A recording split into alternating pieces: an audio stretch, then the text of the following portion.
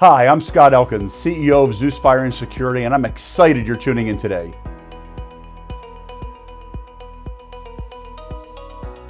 At Zeus, our mission is simple. We protect people, property, and profits, and we do it through innovation, teamwork, and a relentless drive for excellence. In this special leadership series, we're shining a light on the people that drive growth, innovation, and success across the Zeus network. Each episode, we sit down with one of our leaders to explore their journey, their leadership style, and the real-world lessons they've learned along the way. These conversations are about more than job titles. They're about how we build strong teams, serve our customers, and lead with purpose. Today, I'm excited to sit down with Alyssa Eagan, our Vice President of Human Resources. Alyssa joined Zeus in 2022 and has been instrumental in building a high-performing HR shared service model across our growing network. Today, we'll dive into how Alyssa is helping strengthen our people-first culture while supporting growth, alignment, and operational excellence. Alyssa, welcome to the podcast. It's great to have you here. Thank you. It's great to be here. So Alyssa, glad you're here. Curious about your journey to Zeus, kind of what brought you to Zeus, and also how your experience with global HR leadership helped prepare you for this role. I've always been drawn to mission-driven organizations. You'll see that as a common thread in my career. And when I learned about the opportunity at Zeus, it was really exciting because, it's fire and security. We protect people, property, and profits. And that's something that, I'm very passionate about. And so, prior, I was working at a global organization and, doing similar work in terms of building, right? So centralizing and building an HR team that could serve across 21 different countries. And so, Wow. It was different in a way, but also really set me up for success here because I learned how to design programs, HR people-driven programs based on where people were, their needs, their environment, their culture. I remember during our interview, I think you started to formalize your, what I'll call your one or two liner about what HR does. And I think that's really important. Why don't you kind of remind me and then our audience as to what's the function of an HR team? So you're right. I do often say that it's our job in HR to make sure that people have the tools and resources to do their job in a safe, productive, happy work environment with opportunity to grow. And so that's my mantra. Yeah, so you've created that environment throughout our organization. I think it's interesting, while not 21 countries, but 8 states, right? 8 larger businesses. And you've created this notion that people not only feel safe, they know they can do their job, they have opportunity, and you've kind of created that here. So did you bring that with you from your prior career, or is that something you developed here? It's something that I really believe in. I think that in order to be a good HR practitioner, you have to build trust and relationships. And I truly believe it is simple as that. And if you have that, you can do HR anywhere. So what do you think most people think an HR function is? And what is an HR function in your view? So how does the rest of the world see an HR function? Yeah. How do you see an HR function? That's a great question. I think when people think of HR, they immediately go to hiring, recruiting, benefits, payroll, maybe employee relations. Firing. Yes, HR's in the room. We got to be careful. You get a lot of that. But to me, I think the most important part about HR is building that culture, right? That is truly what drives a business. It's about people's experience. And that's really important to me. And so as we're building HR and we're building Zeus together, that is something that I carry with me every day, and I try to instill in my team and with the leaders across the organization is that, when we have that trust and those relationships, when we start there and meet people where they are, really anything is possible. We're in growth mode, right? We're acquiring businesses and we're integrating those businesses, which, let's face it, businesses are people. That's what we're talking about, human beings, which is why HR is so critical, right? Everybody forgets HR is human resources, is the human side of the business. When we first acquire a business, you're first person on the ground, right? So curious as to why you believe it's important that HR is the first person on the ground. And then if I'm right, I'm guessing culture might be part of it, how you begin that day one with a group of people that my guess is might be a little standoffish at first.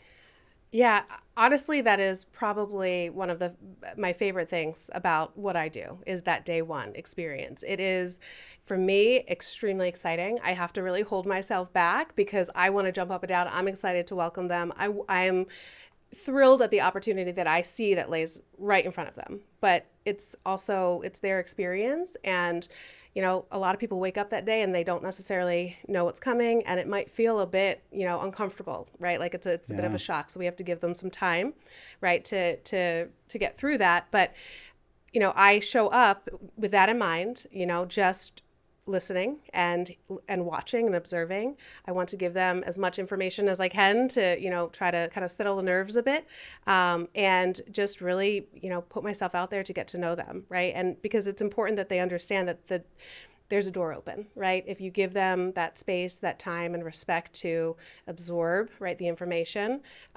usually, by, the end of the day, they warm up, there's some smiles, and they start to really realize that Zeus is, just like you said, we're people, right? We're yes, it's a company, yes, it's different, but we're made up of people, and I think we're pretty friendly people for the most part. We try to be, but we're truly coming from a place of opportunity, and excitement and welcome, right? Yeah. So I think the human condition is that when you get overloaded, you probably shut down. So I think when there's an announcement made that a company's been sold and then acquired, and then it's typically you and me on day one, people are making all kinds of judgments about what just happened, what they've heard about, acquisitions, who you are, who I am, what's going to happen to them. People are concerned about their jobs. They're concerned about their career opportunities, what they thought might not be what's going to happen. That's a lot of change for people in a short period of time. That's got to be overwhelming when we acquire a business with 100 people. That's 100 people with 100 different emotions. So we make an acquisition and we're there on day one. And employees may have certain fears, right? Where do you go right away? What's your kind of go-to to help people process what they're feeling? Not change their opinion, because we're not going to do that on day one, but process what they're feeling. I try to keep it simple. I really try to, lay out, this is what the day is going to look like, right? And, these are kind of the steps that will happen, for today. We'll worry about, everything else tomorrow, but just the reassurance of, we're here as a partner. Your role is important, with the company, and we need you and want you to be here, right? And just welcome them and give them some time and space, right, to absorb it and to kind of figure out how they're going to, navigate, right, these new waters. Yeah, I think the evidence that happens to be true is, I guess, twofold. First is we're authentic. We don't lie to people. We tell people the truth. But the second thing is that we can actually show with data that every company we've acquired is significantly bigger and has significantly more employees today than the day they were acquired. That data point's got to make you not only proud, but it's got to help ease some of those concerns for the future, right?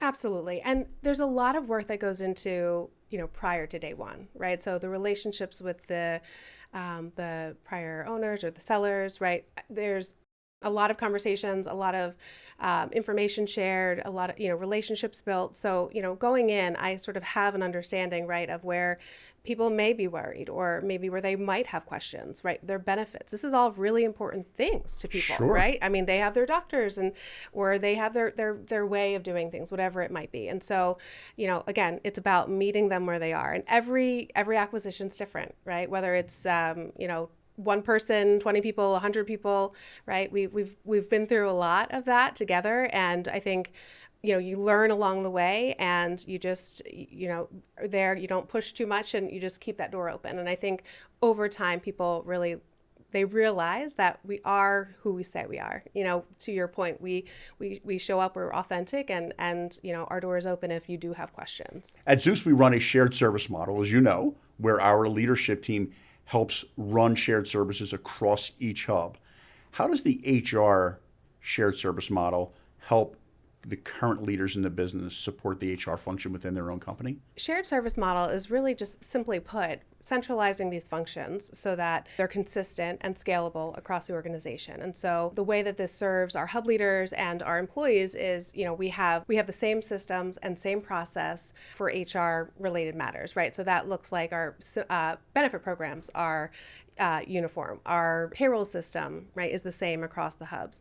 And so this allows us, whether it's an acquisition, a new hire, to essentially onboard, integrate, employees into these systems so that they can really go out and focus on, the sales, the operations, and the core business, right? So we provide that support through Zeus to our hub leaders, to our employees, so that they can really focus on their work. So when we're talking to a company about possibly becoming part of the Zeus family, and we talk about HR shared services, one of the things that I often talk about is the challenges that we have as leaders, as business owners, of the depth and the breadth of the things that we have to do every day. When I had my business before joining Zeus, I woke up every day and I had to deal with HR and IT and finance and sales when I really wanted to worry about taking care of our employees and taking care of our customers. From an HR standpoint, recruiting is always a challenge for business owners. How does a shared service model actually help a business owner with something as core to our business as recruiting? We have a dedicated team of recruiters who are able to spend all of their time, all of their day, right, sourcing, interviewing, screening candidates to find the best possible talent to join the company.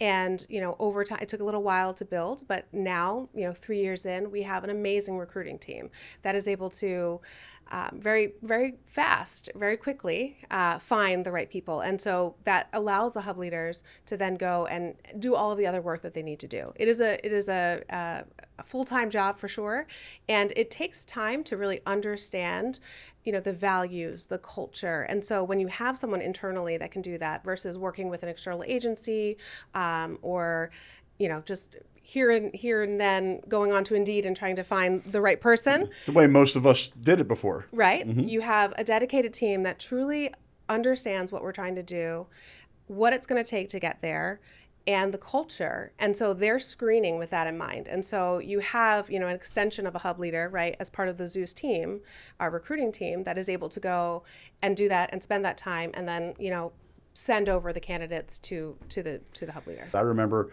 when Independent Alarm came on board, they had a very difficult time hiring technicians, which is a very challenging thing to do in our industry. But in a short period of time, you had, I think, 3 technicians hired for them where they were having trouble for over a year. Yeah, and Independent Alarm is not alone. A lot of the stories that we hear from other hub leaders is it can take 6 months to a year, to a year and a half to find the right person, right? You don't want to settle. These are really important, critical roles, right? Technicians, our dispatchers. There's so many, important positions that are, open, and it really takes time to find the right person. So it's great to be able to provide that service because we do it and we learn and we continue to get better and better at it. And that's really from the partnership, right? Really getting to the hub, seeing, meeting the people, meeting the other folks that are in like positions. That's all part of that process. And once we have that, once we understand it, then we're able to go and to really find some extraordinary talent. Yeah, so we're not just finding a warm body to fill a role. No. We're finding quality people. That's right. Do we use tools, or what kind of tools do we use to kind of assess talent? Yeah. That's a hard thing to assess.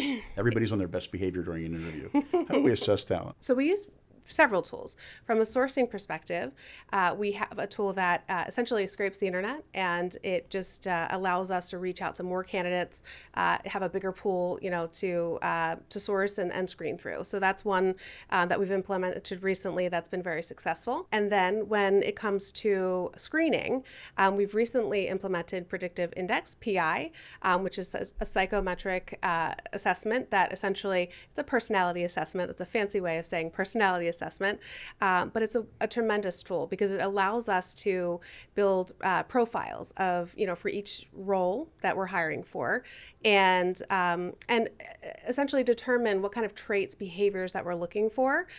It's a tool. It is not the end-all be-all by any means. It is just one tool that we use through the hiring process, but it does allow us to make more data-driven decisions when it comes to hiring. So that's a tool that we've used recently that we found to be a tremendous help. And it's a two-way street. It's important for us to find a candidate that's going to fit, but also it's really important for the candidate to understand if they're not going to be a good fit. Like, why develop the relationship, right? Let's not have to part ways later. Let's figure it out now. And predictive index is one of the tools that allows us to do that. So it's a two-way interview, right? For sure. I think it's really important that when we are screening candidates, when we're talking about the opportunity at Zeus, that we're also being really transparent that we are in build mode. That isn't for everyone, right? And that's okay. Sure. So you and I have known each other for over 3 years now, and I know from day one we both felt passionate about the notion that we want to create an organization where we've got a diversity of thought, where people come to the organization with different life experiences, because that tends to make an organization better. Mm-hmm. It's 2025. We hear that D&I might not be as critical as it once was. How do you feel about that?